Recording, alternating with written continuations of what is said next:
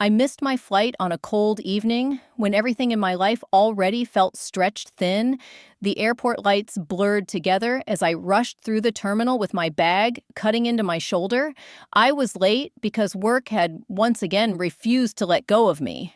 Calls had stacked on calls, and meetings had dragged until the clock no longer felt real. When the departure board flipped to closed, I stopped breathing for a moment. The plane was gone, and so was my carefully planned schedule. Irritation burned in my chest as I stepped outside to call for a ride. That was when I noticed her sitting near the curb with a baby wrapped tightly against her chest.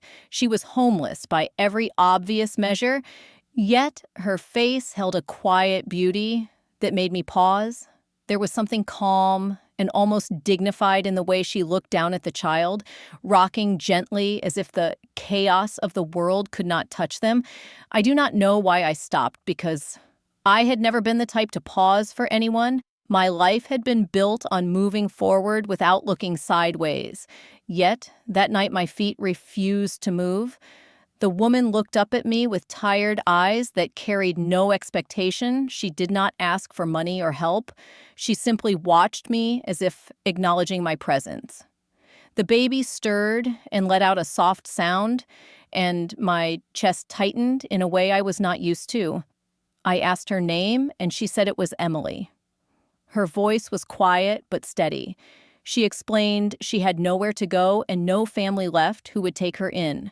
The story was simple and not polished. There were no dramatic details meant to pull at my sympathy.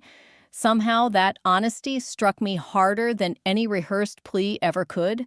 I stood there feeling ridiculous in my tailored coat and expensive shoes, while she sat on the concrete holding everything she had left in the world. I thought of my lake house sitting empty for months at a time, a place I barely visited because work always came first. The decision formed before I had time to analyze it. I reached into my bag and pulled out the spare key I always carried. I told her I was leaving town for business and would be gone for a while. I told her she and the baby could stay there until I returned.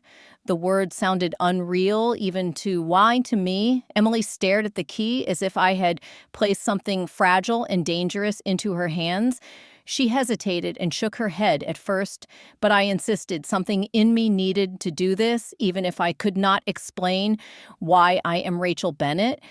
And for most of my life, I have been defined by control and calculation.